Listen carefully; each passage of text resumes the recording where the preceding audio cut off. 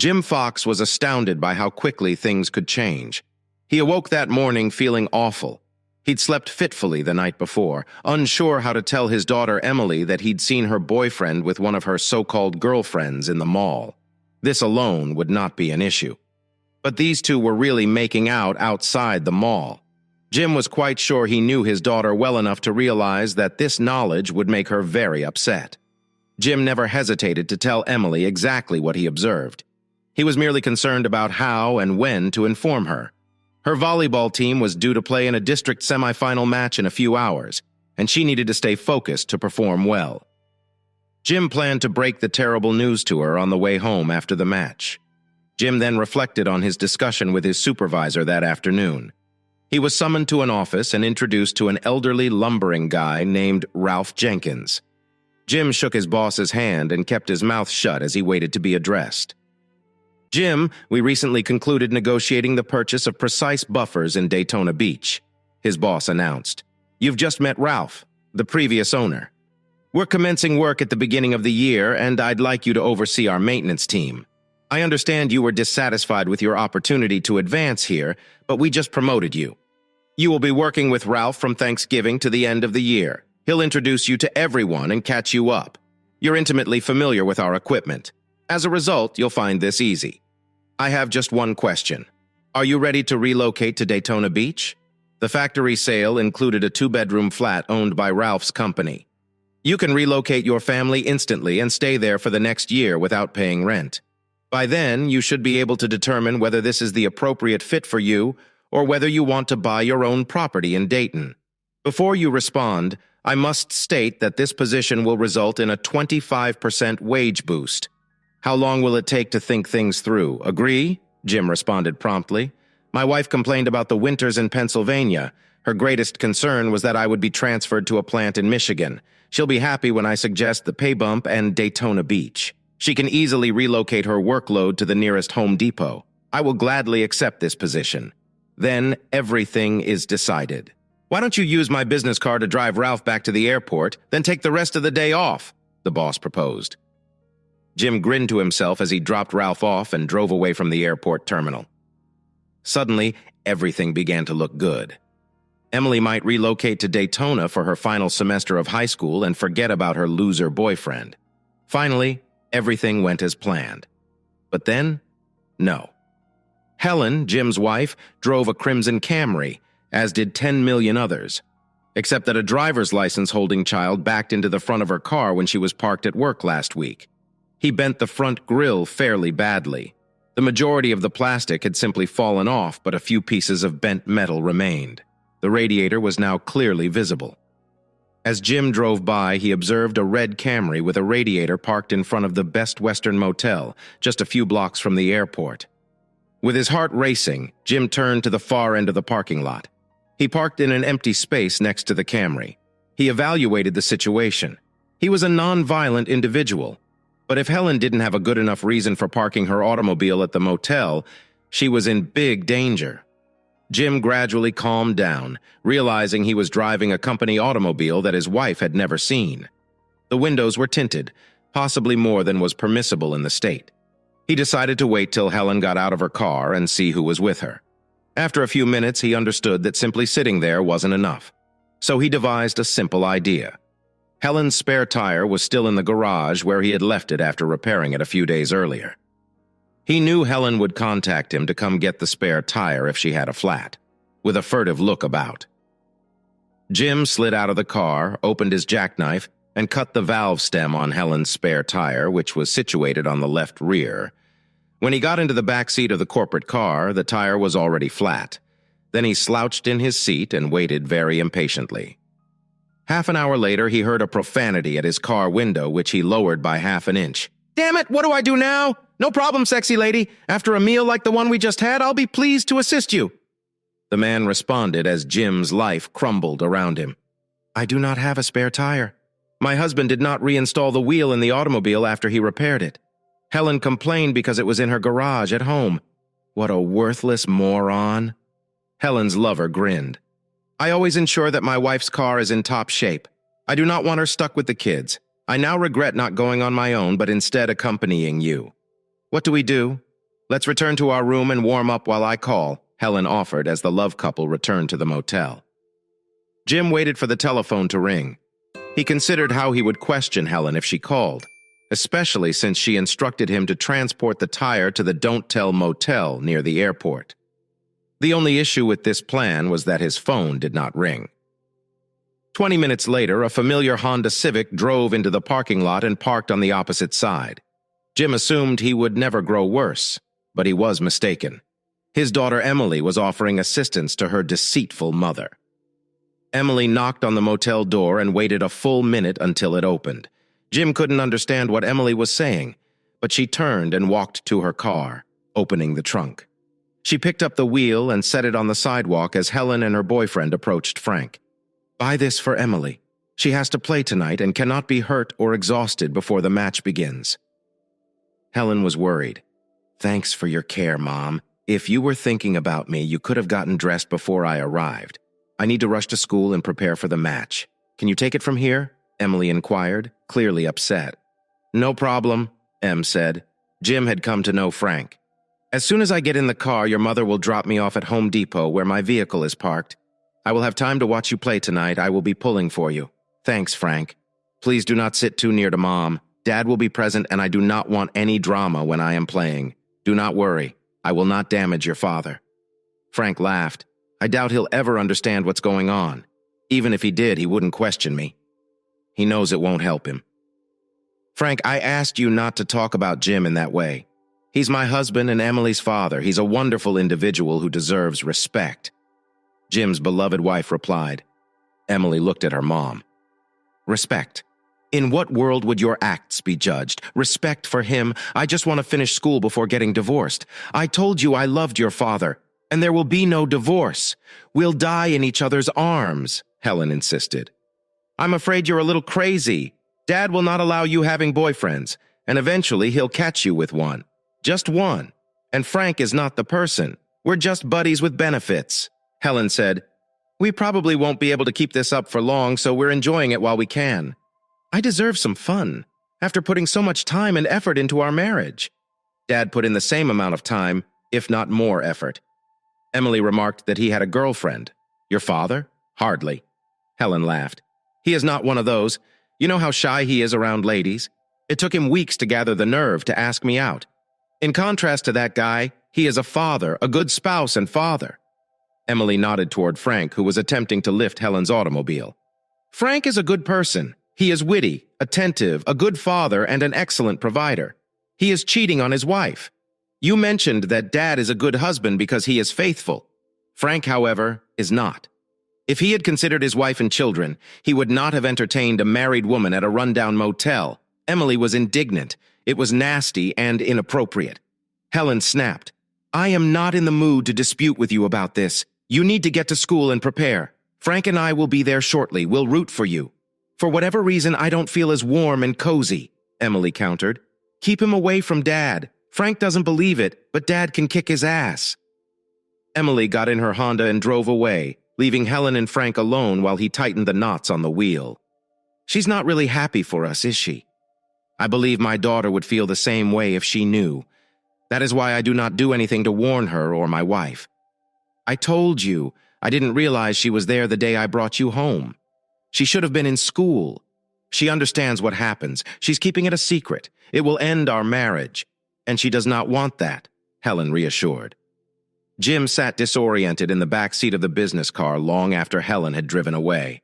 Learning that Helen was cheating on him was extremely unpleasant. When he finally woke up, he was devastated to learn that his daughter was aware of the situation and accepted it. Jim realized that his daughter's volleyball match would begin throughout her high school career.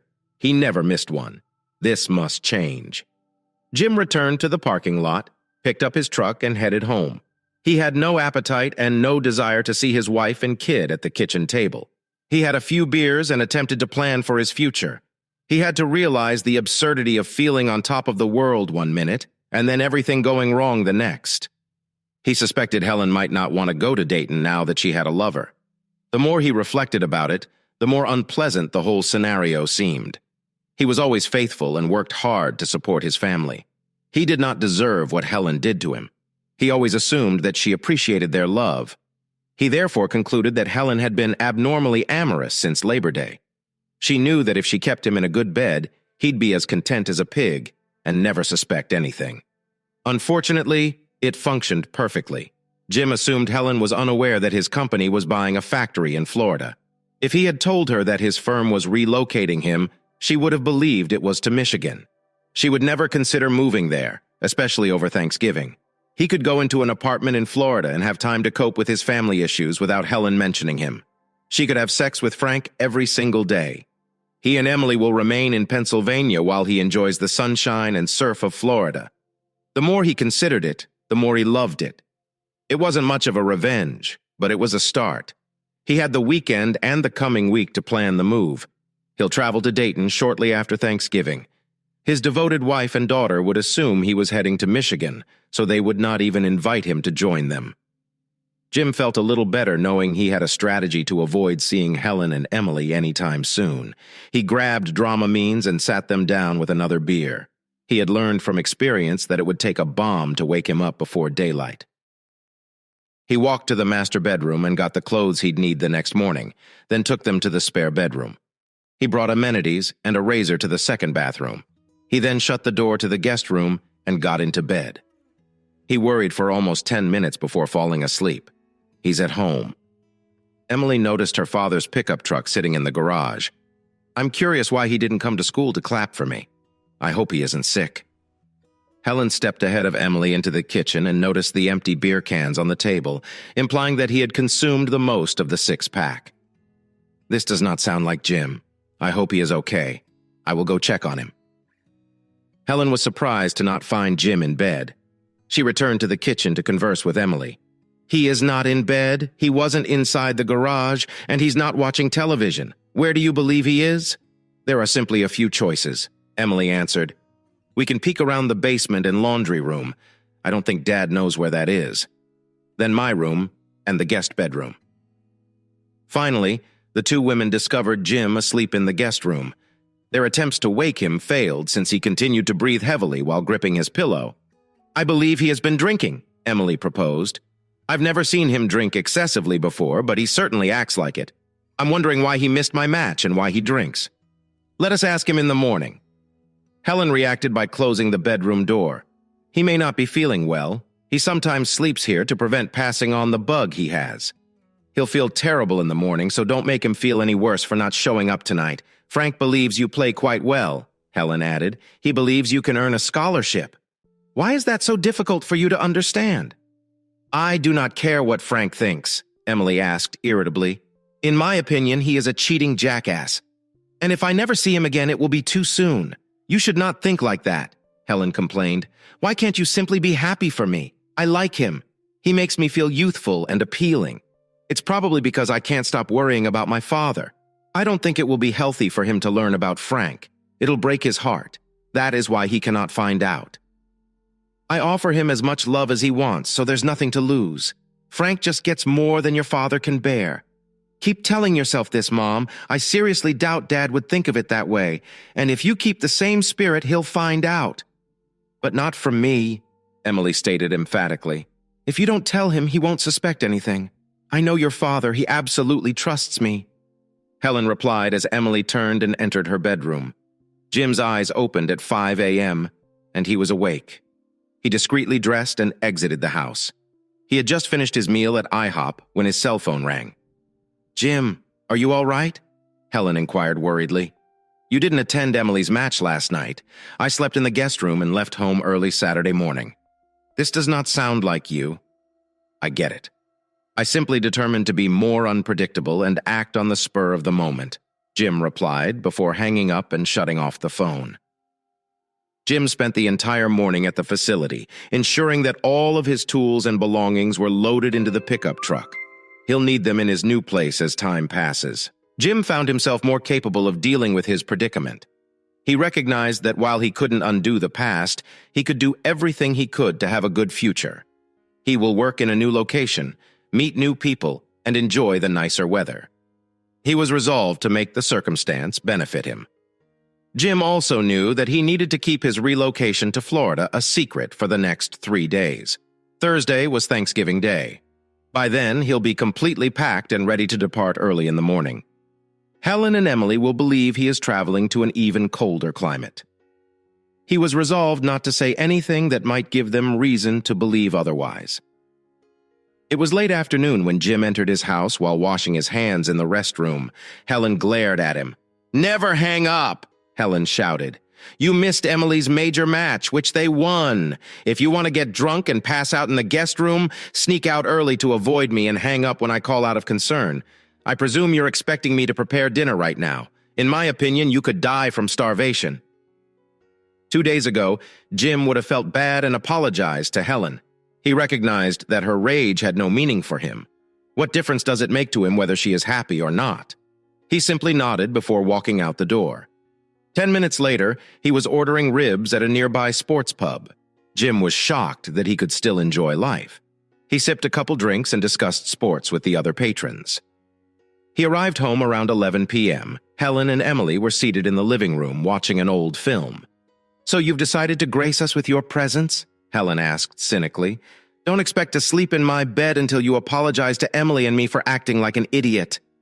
"Okay." That was all Jim muttered as he walked past the living room and into the bedroom. He hastily gathered his clothing for tomorrow and carried them to the guest room, where he swiftly undressed and slipped into bed. "He didn't seem concerned that you were so unhappy." Emily noticed. When Jim was out of sight, he acts as if he enjoys sleeping in the guest room. "You do not know your father?" Helen grinned. "He won't last more than 2 nights before climbing back into bed with me. He knows when he's feeling good." "Probably," Emily said skeptically. "I just hope he doesn't realize how good Frank is." "Please cease discussing his name," Helen insisted. "I desire to keep this a secret, so please stop discussing him." "I guess you prefer to be the one who raises him." Emily responded, "If he's not ready for his wife." Helen looked at her daughter, hoping she would be embarrassed to talk to her own mother like that. When Emily first saw her with Frank, Helen felt it would make things easier. There would be one fewer person to lie to, and Emily was far more aware of her mother's actions than Jim. Emily agreed to keep Frank a secret, primarily because she did not want her parents to split, but she grew more disrespectful. Helen found it challenging to be both a good mother and a good lover because her daughter was aware she was playing both roles. Then there was Jim's difficulty. What had gotten into him in the previous 2 days? She did not recall the tiniest quarrel or scorn. He was simply being terrible, and she was not going to stand for it. He'll come to his senses. The sex she had with him was too amazing for him to miss for long. She was certain of it. Jim woke up early again on Sunday morning. He ate breakfast at IHOP again before taking a lengthy walk in the park. It was a cool and calm November morning. He appreciated the fresh air on his face, particularly since he knew he wouldn't have to deal with the cold after he relocated to Florida. He returned home shortly before noon carrying a 6-pack of beer. He turned on the television, opened a bottle of beer, and began watching all of the pregame coverage, while waiting for the Eagles game to begin airing. Helen chose to ignore him for the first hour, then stomped into the garage and drove away. Helen arrived home around 6:30, and the second batch finished shortly after 7. When Jim noticed that there was no sign of dinner, he turned off the television and fled. He returned to a neighborhood sports pub 20 minutes later to eat ribs and watch football. The Eagles had defeated the Giants, and he spent much of the evening happy. They played Cowboys on Thanksgiving Day, and Jim couldn't wait for them to annihilate the crying girls. "Dad has been acting peculiar recently, don't you think?" Emily inquired as she and her mother sat in the living room. "He normally watches the game on Sunday. Did you two have a fight?" "We almost didn't speak," the mother responded. "I told him that he needed to apologize for missing your match and drinking too much before he could return to my bed. Before this, I told him that I would not cook for him unless his attitude changed. Soon he'll miss my cooking and love. He will apologize soon." Emily and Helen were enjoying a movie when Jim arrived home. By halftime, the football game had turned very one-sided, so he exited the bar. He moved past his wife and children to the second bedroom. Jim closed the door, removed his underwear, and crawled under the bed. Helen had tension during the next 3 days. Jim remained mute, implying he had no intention of apologizing. She had never seen him act so defiantly toward her, and it made her uncomfortable. To top things off, when she met Frank on Tuesday afternoon, she had another flat tire at the motel. She concluded that the two flat tires were not a coincidence and resolved never to stay at the motel again. Fortunately, she took the time and trouble to have the spare tire repaired on Monday, and Frank replaced it for her again. Jim spent Monday packing the clothes he planned to take with him. On Tuesday morning, he collected all of his personal items and tools and loaded them onto the truck. He arranged the remaining garments in the closet so that it appeared full. I'm wondering if Helen will notice that he didn't bring cold weather gear on Monday and Tuesday afternoons. Jim drove to Home Depot and waited for his wife to depart. On Monday, she departed at her regular hour and went to a neighboring food store to shop. He watched her until he knew she was on her way home, then parked into the parking lot of his new favorite bar for dinner and a Monday night football game. "Is Dad not going to come home today?" Emily inquired, seating down at the table next to her mother. "Who knows? He is not speaking to me and he is still sleeping in the guest room." Helen said, "I'm not sure what came over him." "Is it possible that he found out what happened to you?" Emily asked. "You told him he couldn't sleep with you and that you would not cook for him, so why would he come home? Perhaps you should simply forgive him and prepare him a wonderful meal tomorrow night." "I cannot. I'm meeting Frank tomorrow. You will have to eat leftovers. I'll return home a bit later." "So much for giving, Frank. Just what?" "Dad cannot manage her." "Mom, you skip dinner, disregard your father as if he were useless, and rush to satisfy Frank. Frank appears to have the upper hand in this negotiation. At the very least, Frank isn't acting like an ass. Helen insisted that he treat me with respect, doesn't get drunk or hang up. Perhaps he regularly shares your bed. He's a good person," Emily asked. "Does he take out the garbage, maintain the grass, paint the house, or pay our mortgage?" "Of course not." "What do you mean?" Helen asked. "Frank does not have to do anything but get into bed with you." Emily responded, "Dad does all of this plus much more. Frank has sex with you, and you think he's the best guy for it. You do not expect him to help around the house. He's not required to join you to social gatherings or sit in a hospital waiting room while your leg is set after falling down the stairs. You have high expectations of your father and withhold what you should gladly offer him, instead giving it to Frank.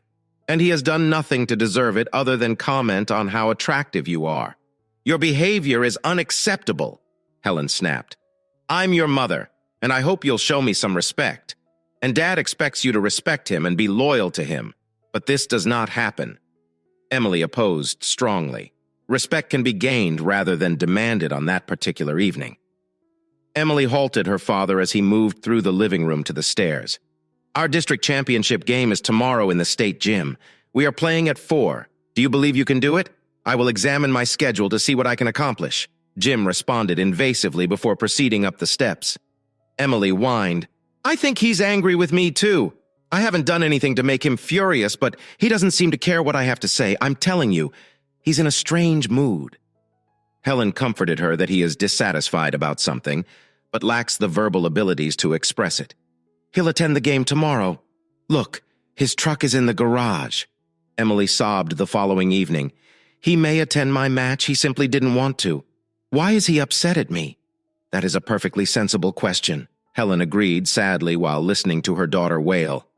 "Let's find out what is going on right now." Once again, they discovered an empty six-pack on the kitchen counter, and Jim was nowhere to be seen. "It's only 8 o'clock now." Helen expressed concern that he couldn't possibly be in bed already. Once again, they were unable to awaken Jim from his deep sleep in the guest room. Defeated, both women retreated to the living room. "Tomorrow is Thanksgiving Day. Will you let Dad eat with us?" "Yes, of course. His parents will arrive, as will mine. This is his residence. I'll never try to keep him back, and he knows it. Hopefully, he'll be better behaved by then. I invited the group to arrive about 4. Who have you invited? Mom? Please tell me it isn't Frank. Frank and his wife will come shortly.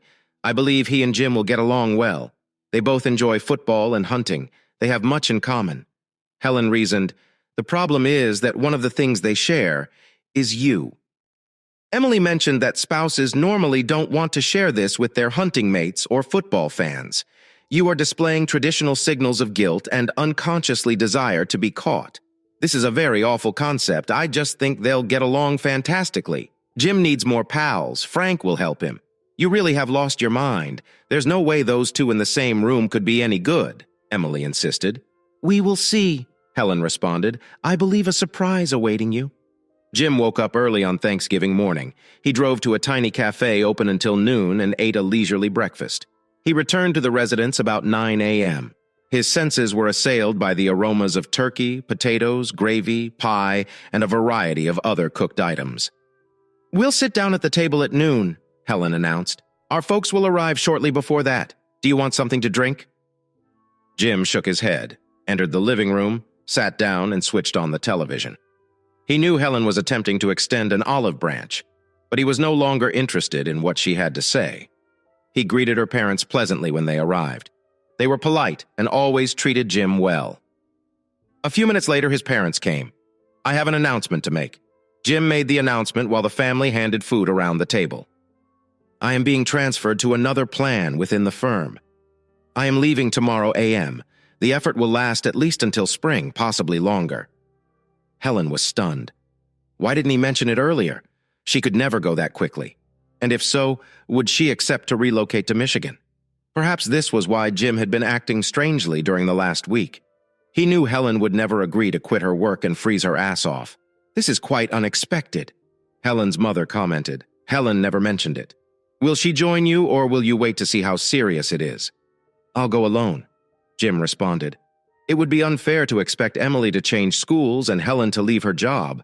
I will just have to suffer alone for a few months. Both sets of grandparents began talking about the weather in Michigan and how cold it would be, and Helen and Emily exchanged glances. They were thinking the same thing. Jim is upset about leaving his family and venturing into the icy wasteland. No wonder he was in a terrible mood. After supper, Jim, his father, and Helen's father sat in front of the television to watch the second half of the Eagles game. The Cowboys had a 17 lead at the half, and things only got worse from there. All three were disgusted by the lack of effort from their favorite team. They were watching the pre-game show of the second football game when the doorbell rang. Jim didn't pay much attention to her until Helen cleared her throat in the hallway. Hello, everyone. I'd like to introduce you to a couple of friends. This is Nancy and her husband, Frank. She then named each person in the room. Jim was the last one when Frank approached him. Jim was already on his feet. Frank grinned like a Cheshire cat. He was wearing a Dallas Cowboy sweater with Romo in big letters on the back. His smile grew even wider as he walked up to Jim and extended his hand. Hello, Jimmy. I've heard a lot about you. Jim masterfully kept everything to himself, but this was too much. Frank showed as much disrespect as he could, especially since he was at Jim's house. He laughed at Jim, at his favorite football team, but mostly at his inability to keep his wife. Jim suddenly reached his limit without any warning. Jim kicked Frank between the legs hard enough to knock him off his feet as he leaned down to grab his throbbing groin. Jim's knee met Frank's face with a sickening sound. Frank fell to the floor in the classic fetal position, blood gushing from his broken nose for several seconds. No one moved. Then Nancy screamed and fell next to her husband. Helen rushed to the bathroom and vomited into the toilet while Emily collected ice and a washcloth. She handed it to Nancy, who gently pressed it to Frank's face. Jim, like everyone else, was stunned by his actions, not knowing what else to do and feeling the disapproval of the others. He grabbed his coat and walked out the door. Jim didn't stop for the night until he got off Highway 81 and drove for a while on Highway 77 in Virginia. He rented a room in Healesville and fell asleep within minutes.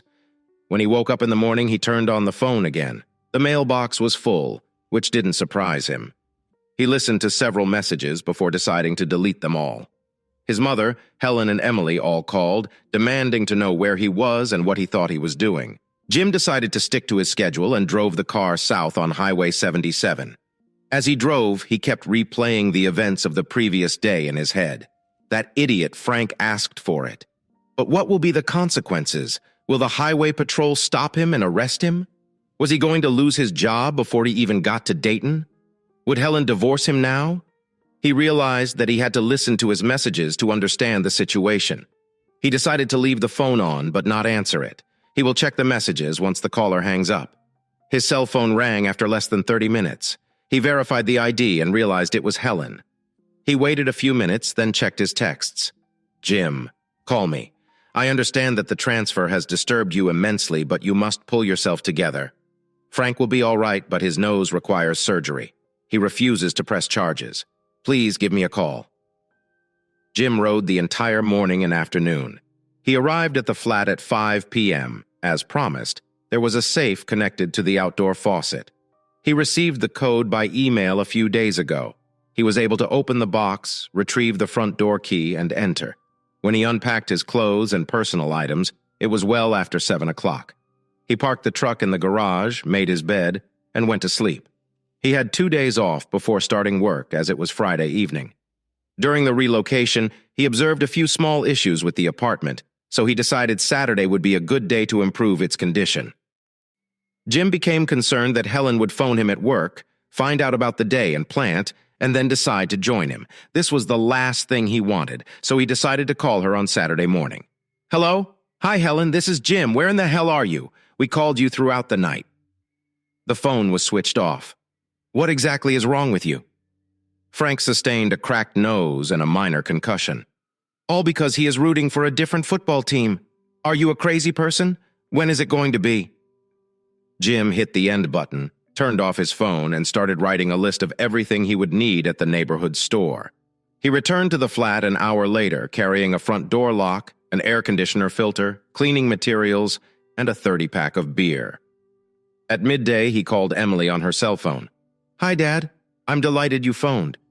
After you finished decorating Frank, an ambulance arrived and dragged him to the hospital. Both sets of grandparents were scared you were going insane. Mom was terrified they would sue us. I had to wipe the blood off the floor while Mom drove Nancy to the hospital. I believe she apologized to her 100 times. Aside from that. Did anything interesting occur? I asked Jim. No, it was rather quiet. Emily added one more thing. Mom is unhappy because you hung up on me yet again. She was only warming up when you passed out. Yes, I could tell, Jim admitted. That was why I called you this time. I acquired a new job and will start working on Monday a.m., in case someone asks where I am. As an example, consider the police. Don't stress over it. Emily smirked. Frank has not filed any charges despite the fact that I believe his wife wanted him to. The cops will not search for you. So why the secrecy around your translation? So that's why you've been acting strangely the last week or so. The day I learned about the transfer was really meaningful for me. I started reflecting on where I was in my life and where I needed to go. One of the consequences is that I will not be respected unless I respect myself. Jim answered thoughtfully. I've gotten a little lost over the years, but I'm getting back on course. Are you okay, Dad? Is everything all right with your health? Do you have any difficulties we should be aware of? Emily inquired concernedly. Not exactly. You and your mother are both aware of my issues. I am confident of it, Jim replied regretfully. Just tell your mother I'm fine and don't worry about me, if it's at all possible. Okay, Dad. I shall contact you from time to time. Will you take my calls? Emily inquired. Jim found it incredibly difficult to control his rage at his daughter. He loved her unconditionally, but her disregard for him was difficult to tolerate. He knew he didn't want her out of his life entirely. He had already calmed down from his initial outrage when he discovered that his wife and daughter had conspired to deceive him in the worst way conceivable. If you don't call while I'm working, I'll answer them, Jim responded after a brief hesitate. How about Mom? Can she give you a call? Emily was insistent. Will you answer her calls now? If she wants to phone me and tell me what a jerk I am, she should spare herself the trouble. Jim quickly protested. If there's an issue with the house or family that I should be aware of, she should call. Isn't it fair? That's how it should be, right? I'll tell her. Good luck with your new career and keep warm. Is it really freezing out there now? Jim said, It's better than I could have hoped.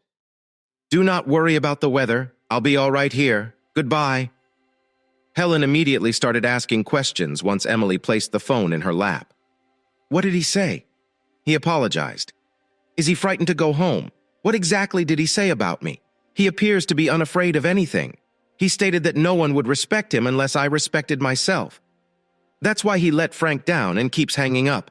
If you ever wish to speak with him, it appears that you will need to be more respectful and considerate. Emily finished respectfully. He was the one who beat up a guest in our home simply because he was wearing the wrong t-shirt. He's the one that consistently hangs up. I'm going to tell him everything. I'm thinking about the next time I chat to. Helen made a vow. That is exactly what he was discussing. He refuses to listen. He'll simply hang up. Frank is the only person who will benefit from you unless you find another boyfriend or two. Why do you keep making such rude, disparaging remarks? Helen inquired. Emily responded, mostly because you are rude, demeaning, and extremely disrespectful.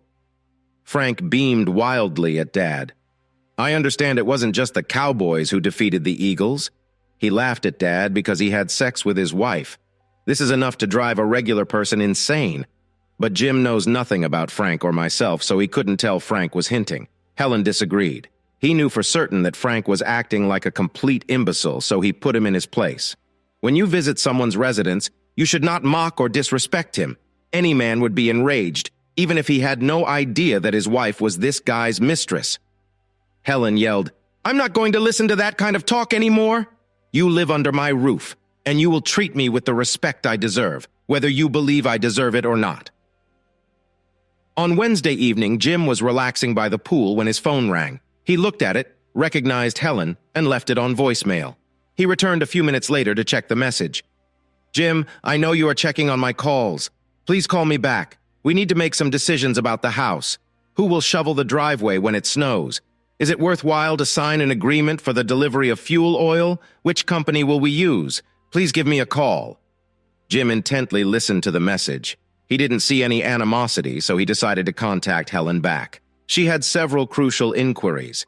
He did not want him or Emily to have any safety or health concerns. Thank you for your call, Jim, Helen replied calmly.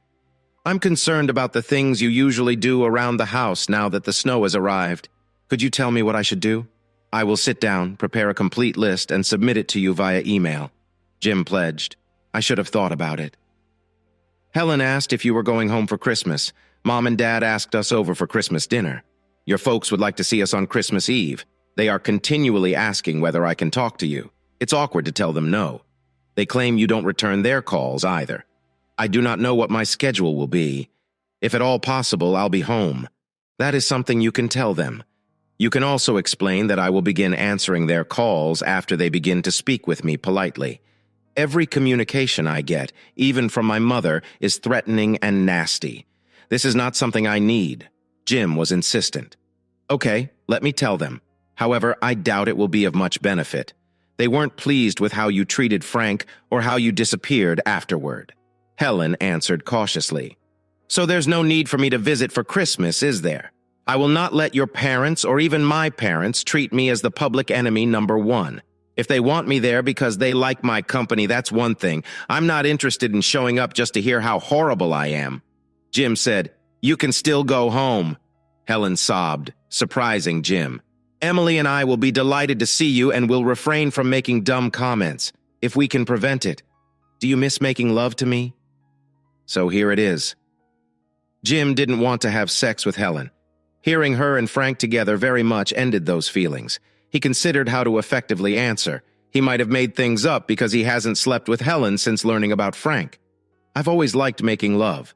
Jim said that every time we made love, it was something wonderful for me, but he omitted to clarify that it was only because he didn't realize he was receiving Frank's sloppy seconds. Yes, I agree. Helen wept again. You are the best lover in the world, and I miss having you in my bed. Please return home for Christmas. Let's see if you can join us for Christmas week. I must take care of this. They rarely give folks that week off on the spur of the moment because so many people inquire about when they can fit into their vacation itinerary. I'll let you know, Jim vowed. I will send you an email with a list of everyone you need to contact to prepare for the winter season. Helen smiled when she hung up. Is he the world's best lover? Emily recited. It would be best if Frank didn't hear this. He appears to assume he's at the top of your list. This is his wife's list. And who knows who else's list? I requested that you use restraint when discussing Frank. Your father actually outperforms Frank, so that was not a lie. Frank is more entertaining but not superior. When you explain it to him in this manner, I'm confident he'll hold on to this small piece of good news. He will be as pleased as a peacock. His wife claims he is superior to her other boyfriends. This is the type of recommendation a husband can be proud of. Emily noticed her mother leaving the room in tears. Jim thoroughly appreciated his new life. He made it a habit to swim every day. Every day he became more tanned and comfortable. He had a good understanding of the plant's equipment and was confident that he could keep things running well.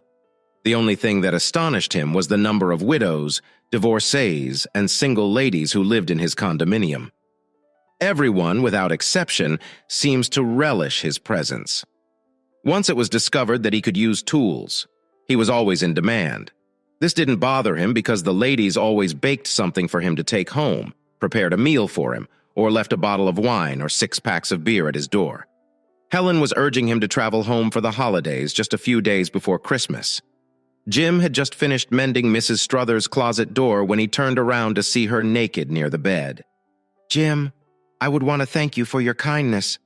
The widow, who was middle-aged, smiled. "I don't have much extra money, but I do have a lot of unfulfilled ambitions and demands. Will you commit to making love to me?" Jim couldn't make up his mind. He'd never cheated on his wife. In fact, he only had sex with one lady in his entire life. Susan Struthers had huge, perky breasts and beautiful legs that went up.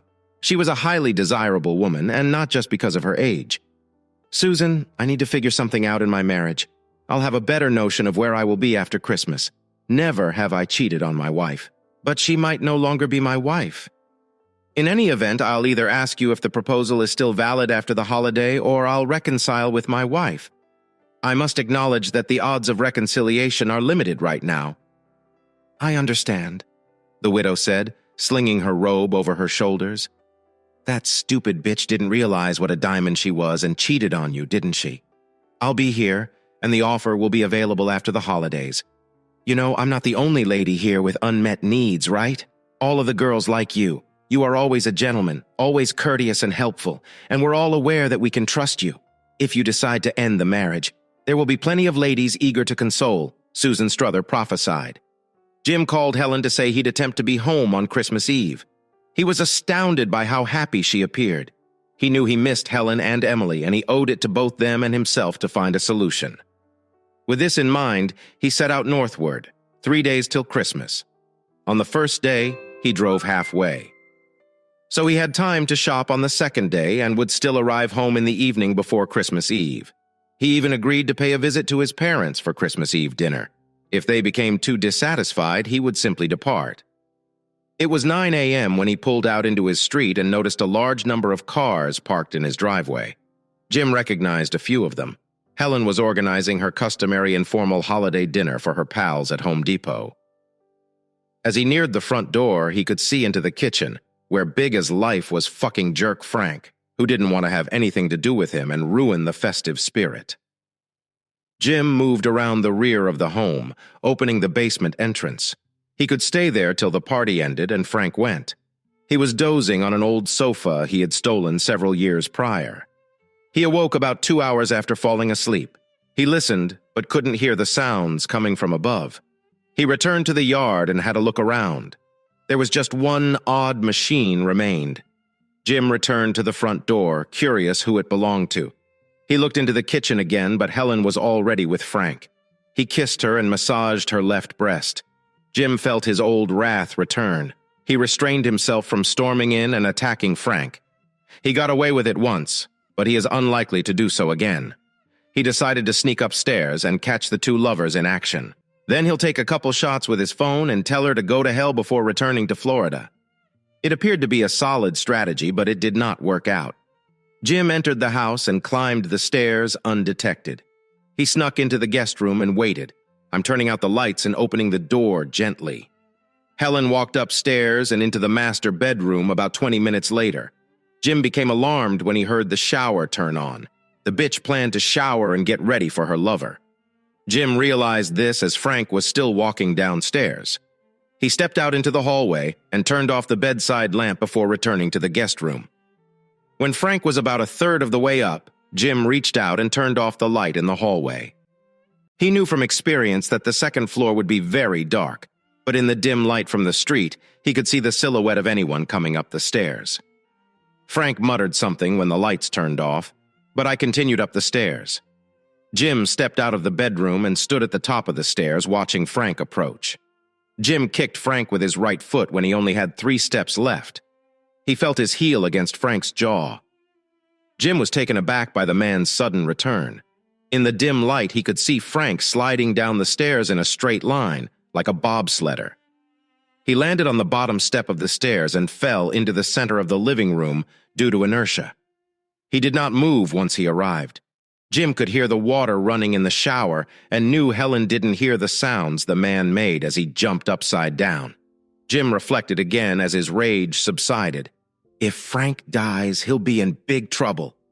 Jim dashed down the stairs, stepped over Frank's prone body, and left the house. He was already 100 miles away after 2 hours and decided to go a long way further before stopping. It was almost dawn when he pulled into a cheap motel and paid in cash for his room. He rested for 4 hours before continuing his journey south. He reflected on the situation while driving the car. He assaulted a man. This could be a very serious situation depending on whether Frank survives. How did this happen? Jim realized he had to stay away from Frank and Helen or he'd end up in prison for murder. They were simply not worth it. He also admitted to himself that being without Helen made him feel lonely and lost. Until recently, he and Emily had been at the center of his world. They betrayed him, so he needed to move on. At noon, his phone rang. It was his parents' phone number, so he went to voicemail. He lacked the courage to explain to his mother why he didn't come to dinner on Christmas Eve or why he attacked Frank again. Half an hour later, he mustered the courage to listen to the message. "Hello, Jim. This is your father. Call us when you receive it. Everything has gone wrong in your house. Helen and Emily are fine, but something important has happened that you should be aware of. Welcome, Father. I have just received your message." "What's happened?" Jim asked when his father picked up the phone. "There's easy way to tell you this, son. That damn Frank was at your house again last night. It was already late. He fell down the stairs and was seriously hurt. He suffered a broken jaw, a broken arm, several broken ribs, and another concussion. His wife was furious when she found out that you had him. She got the impression that he was working late at Home Depot on year-end inventory. She got to your house before the paramedics loaded him into the ambulance. She probably slapped Helen and called her every name in the book. She even tried to throw her husband off the gurney but was stopped by the police. To say she was upset would be an understatement. This all takes us back to Thanksgiving when you threw that idiot out. We were upset about the apparent brutal attack on a guy simply because he was wearing a cowboy shirt. Now that we have a little clearer picture of what's going on, your mother and I want to apologize to you. We should have known you wouldn't do something like that without a good reason. We are proud of you, son. You showed more restraint than I did." "Thank you, Dad. How's Emily? Was she at home all this time?" I asked Jim. "This is another problem, Dad. I had a pretty serious conversation this morning. Yesterday, she spent the night with a friend, but today she admitted that she knew Helen was spreading her legs for this idiot in her defense. Emily said she wanted the family to stay together until she finished school. After that, she was going to tell you. Needless to say, we were very disappointed, and I can't imagine how you feel. Your mother told her that she betrayed you just like Helen. There were a lot of tears, but at the end, we all hugged. Thank you for your support and for helping Emily figure it out." Jim replied, "Son, where are you really? I know you said you were transferred, but now that I know what the problems were, I wonder if you just moved to a motel or got a room here in town. No matter how angry you are, moving to Michigan in December is pretty drastic. The company bought a smaller house in Daytona Beach. I was promoted and transferred here. They gave me a big raise and a small apartment. I'm the maintenance supervisor," Jim boasted to his father in Florida. "Not a damn thing. This is cool. Would you mind if your mom and I visit you in February? By then, we'll have had enough of winter." "Any time, Dad. You're welcome. Please don't tell Helen where I am. I don't want to explain anything to her now." "I hear you, Jim. It is unlikely that we will talk to her about anything. I would advise you to talk to Emily. She's feeling pretty depressed about all this chaos. She thinks you must have known Helen was cheating because you were so cold to both of them. Did you know Emily knew about this? I need to go, Dad. We'll discuss all this later when the dust settles. Thanks for your understanding and help, Emily. I love you both," Jim said, ending the conversation. He returned to his apartment at dusk on Christmas Eve. It was Jim's first Christmas alone, and he felt depressed. He turned on the TV, opened the beer, and sat on the couch to vegetate. He was still thinking when the doorbell rang. "I saw that your light was on, and I came to wish you a Merry Christmas," greeted Susan Struthers. "It's not good to be alone at Christmas for both of us. The fact that you came back tells me that you have not made peace with your wife." "It's a reasonable assumption." Jim agreed her boyfriend was going to sleep in my bed. "I hate crowds, unless, of course, it's a couple of women. What about one woman?" "I may make you move a little, but I don't think you'll mind," Susan added pointedly. Jim considered her offer for a moment before accepting. "I would really like that. I must warn you that I haven't had sex for a long time, and I must not be very good at it. Otherwise, my wife wouldn't go looking for happiness on the side. I really doubt you are the problem. When a man is as gracious, selfless, and kind as you are in everyday life, you can bet he'll be great in the bedroom." Susan replied, "Do you have condoms?" "No, I haven't used them in 20 years, Jim replied, realizing that he still had a lot to learn about dating. "Your partners will appreciate that you have them. It's a healthy, mindful thing." "It is true?" I asked Susan. So it was, and Jim had a great Christmas Eve. His anger towards Helen and Emily began to fade as he replaced it with happy memories that improved his self-esteem. He still felt the pain as well as the void their actions had created in his life, but he had finally gotten over it. People did bad things, even good people, and even people he loved. Susan helped make sure that life was truly worth living. She snuck out of his house while it was still dark on Christmas morning to avoid gossip at the condominium, but agreed to meet at the heated pool later on Christmas Day. That evening, Jim enjoyed a home-cooked meal and another round of lovemaking with Susan. He returned to his room at 9 o'clock in the evening again to avoid gossip. There was no doubt that several eyes had seen him enter and leave Susan's apartment. Jim's phone rang a few minutes after he got home. "Dad, you didn't come home for Christmas. But I don't blame you. Mom is a mess, and I feel like crap too. I'm so sorry for what we did to you. I knew it was wrong, but I was selfish. I wanted you to stay together until I finished school. It's all water under the bridge," Jim answered. "I won't lie. You both caused me a lot of pain. I had no idea that your mother was so unhappy with me. It never occurred to me that you would agree and even help her hide this from me. I'm trying to get through this, but it's not easy. This is the strangest thing. Mom is not unhappy with you. She told me that you are a good husband, father, and lover. She just wanted to try something different. And now she fucking regrets the idea. Did you know about Frank and Mom on Thanksgiving when Mom invited him over?" "Yes. I should have apologized for losing control, but the damn guy rubbed his nose in my face. I just snapped at the level of disrespect he and your mother showed me. I understand everything clearly. I was glad you decorated it." I saw his stupid grin and realized that he was gloating. "Mom insisted it was because of the cowboy shirt. But it had never bothered you before. Did you miss my last 2 matches because you were upset with me?" "Yes, I'm really sorry, but when Frank said he'd be cheering for you, I knew I couldn't go otherwise I'd be in jail right now," Jim said. "Did you hear Frank? Were you there when I brought the spare tire? You cut the valve stem, didn't you? You wanted to know if your mom would call you for help to get her to confess.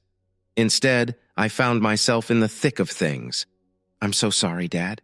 I really was selfish and stupid. And now I'm paying for it. Don't blame yourself for this. I should have just met your mother on the spot.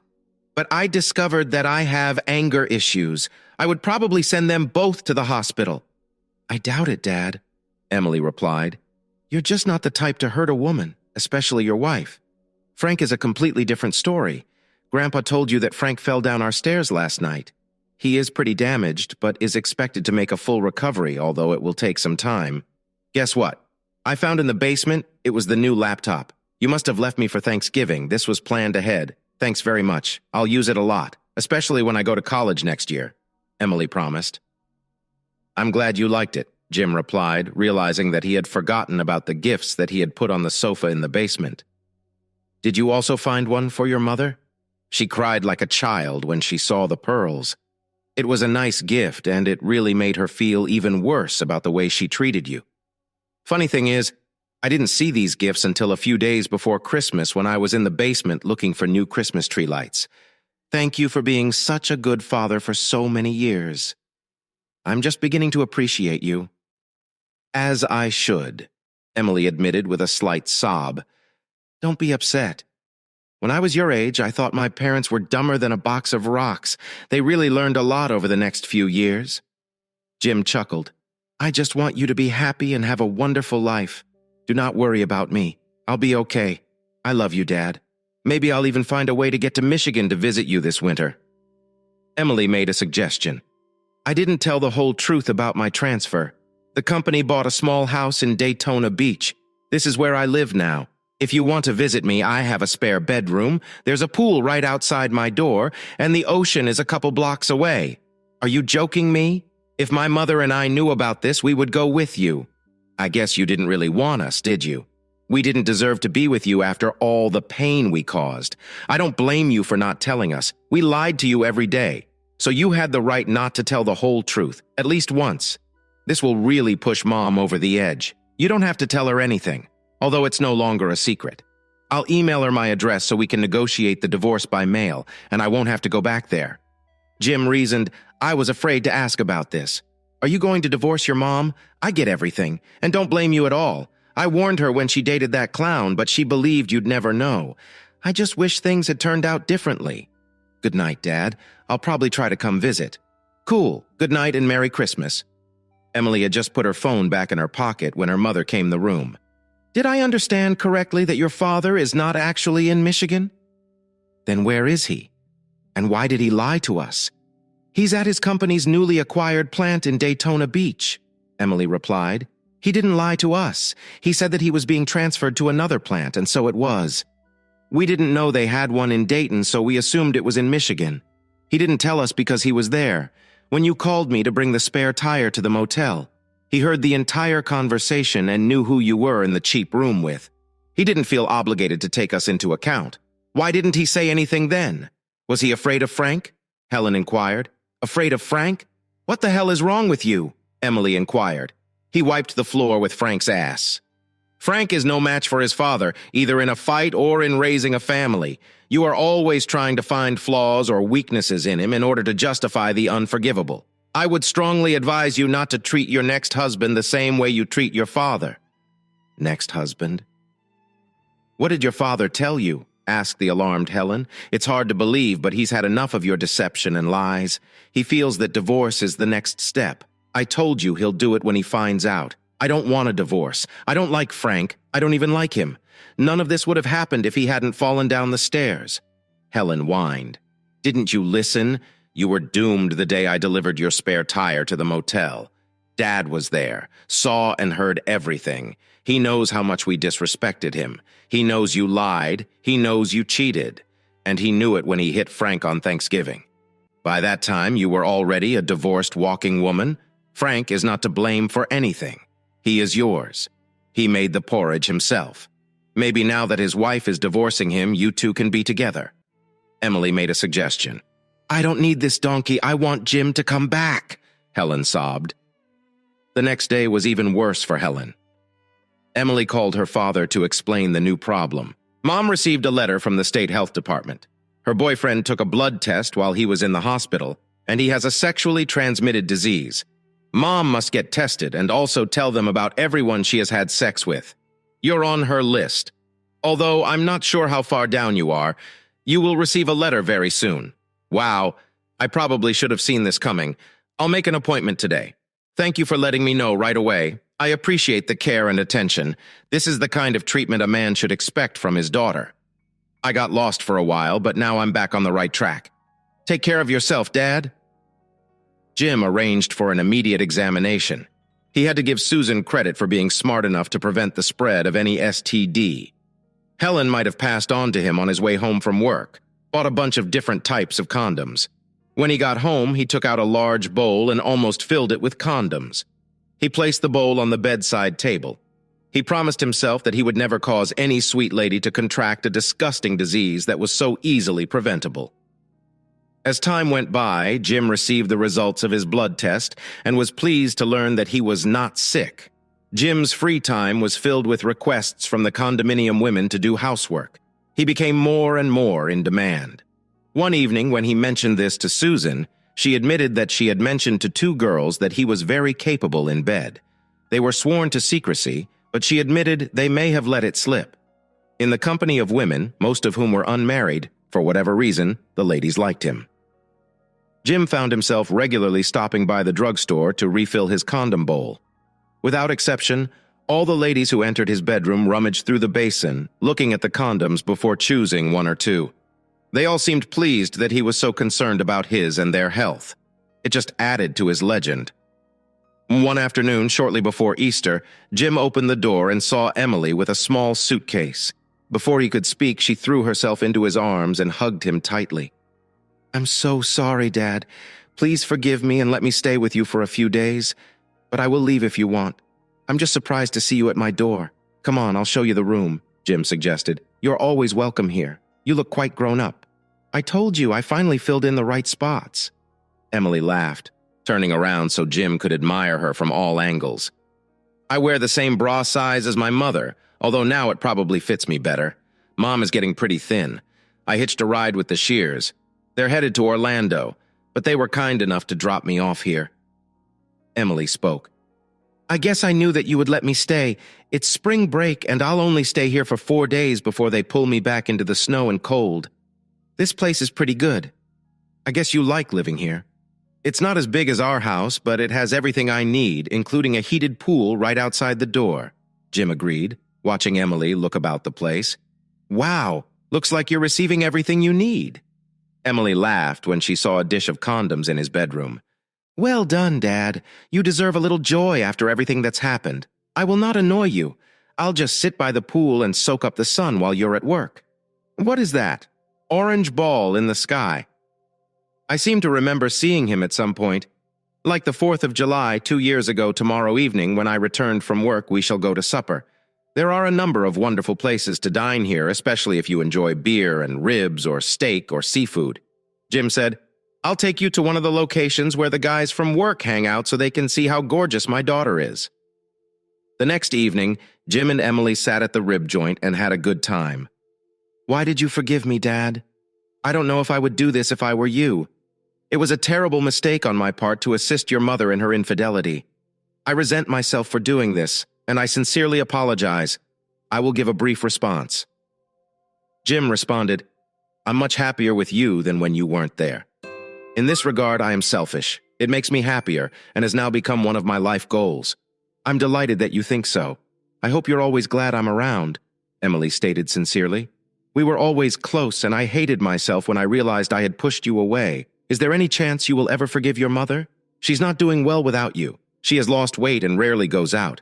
When rumors spread that Frank had a sexually transmitted disease and that his sexual partners needed to be tested, half of the store employees were terrified. Frank appears to have contracted a sexually transmitted disease from a newly hired cashier. They infected a significant number of people. Mom was the only manager on the list, which was awkward for her. Emily recalled several occasions when she returned home in tears. To her credit, she persevered and eventually accepted that she had made a serious mistake when she cheated on you. "Emily, your mother and I agreed to be partners. Partners should be honest with one another. They have to trust each other." Jim admitted, "I don't trust her anymore." "I believe so, especially now that I met your harem at the pool today. It was awkward having so many women question me about you. Based on how they spoke about you, I knew at least 4 of them were sleeping with you. My father owns a condominium." Emily smirked. "Seriously? They all think you're a sensitive, honest, attractive man who is pretty good in bed." "I'm not sure about this. I have a few friends who visit from time to time. I don't believe they regard me as particularly noteworthy. It is more like I am free," Jim offered modestly. "Mom made a serious mistake," Emily spoke.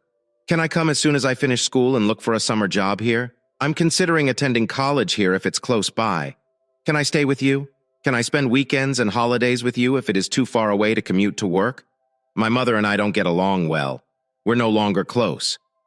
Her deception disturbed me far more than I realized at the time. Jim eagerly agreed to Emily's request. He felt much happier when he spent time with his only child. He enjoyed watching her grow into a woman. He spoke with her several times a week when she returned from spring break. She insisted he not attend her graduation, but he promised to go to Florida the next day. On Sunday afternoon, Jim opened the door to greet Emily. When he met Helen in person, he was unable to think or move for what seemed like minutes. but he knew it was only 10 or 15 seconds. He was able to regain some composure. "Come on in, Helen. Can I get you a drink?" Jim inquired automatically, attempting to understand why she was at his door. "Many thanks, Jim." "That would be fantastic," Helen said. Jim followed them into the kitchen, poured them both some iced tea, and sat down while Helen took her seat on the other side of the table. "I was planning to pick up Emily. She informed me that she will be living here with you. I changed jobs and relocated to Dayton. We need to decide what to do with the house." Helen concluded, "You've never filed for divorce and we've never spoken, so I'm not sure what you want to do. What motivates your decision to relocate here?" Jim wasn't expecting this. "So what do you think will happen?" Helen joked. "I think I will stop freezing every winter. Emily attends college in Florida, so I have nothing to do there other than gossip. I'm not sure what Emily told you, but your parents don't talk to me, and mine aren't any better. I have disappointed a lot of people, including myself, but mainly you." Helen admitted, "I can't ask for forgiveness because my actions were unforgivable.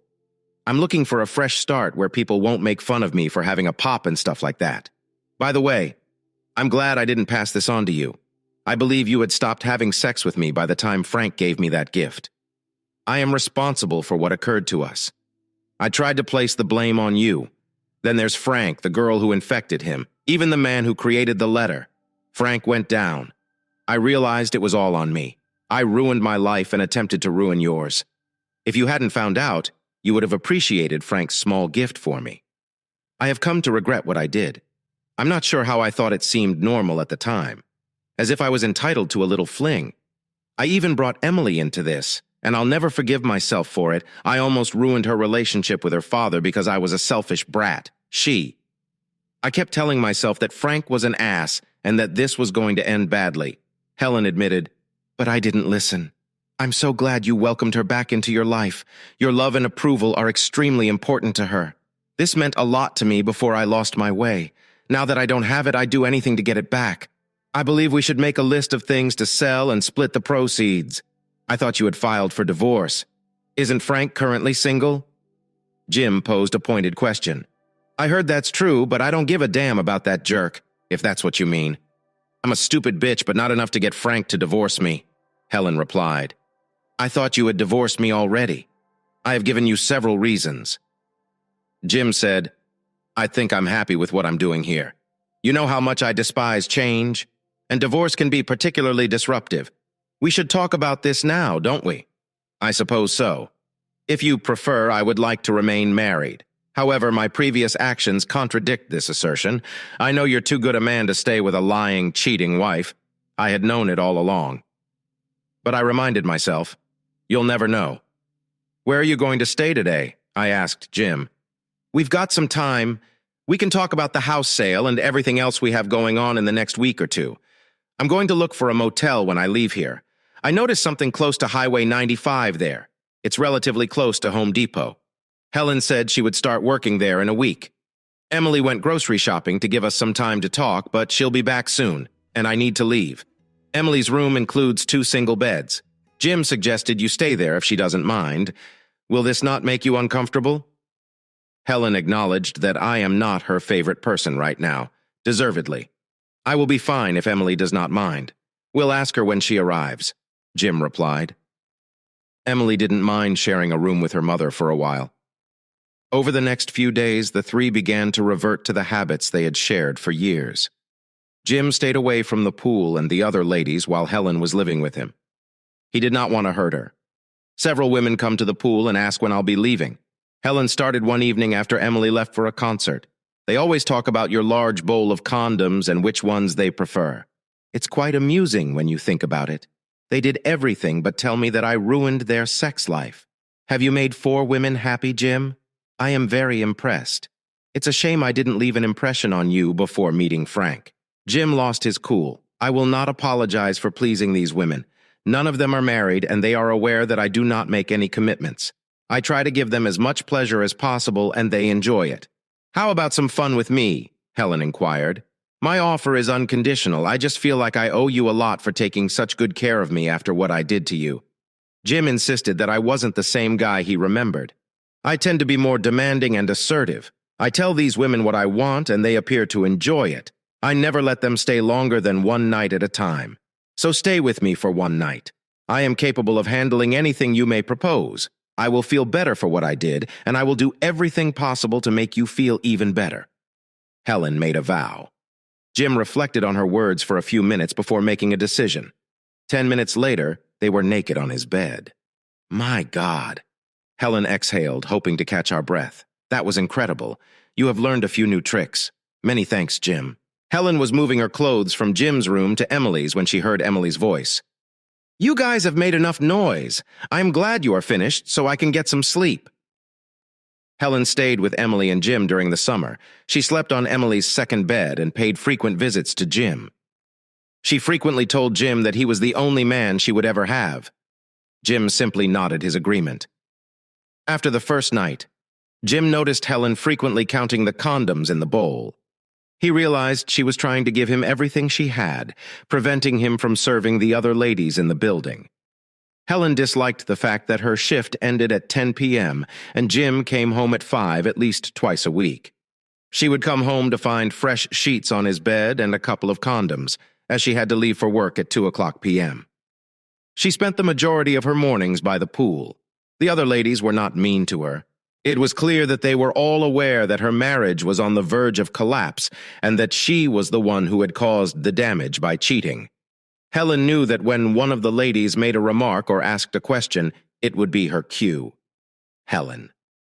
"Have you chosen new blue bedding for Jim's room?" I inquired with Susan Struthers one morning. "It coordinates well with curtains and carpet." "Of course, yes, Monica Barron. It's a gorgeous masculine color, and Jim is a very masculine man. Jim, you don't want these women in your bed," Helen complained that night. "I will give you as much sex as you desire. Isn't I enough for you?" "Exactly," Jim responded. "I will never associate with any of these women again." "But why are there 2 fewer condoms? The bowl today? How does everyone know the color of your bedding?" Helen inquired. "I honestly have no idea." Jim smiled as he answered. "Thank you for taking the time to hear today's story. If you enjoyed this article, please like and subscribe if you haven't already. If you have a story to tell about your or someone else's situation, please do not hesitate to contact me. Please take care.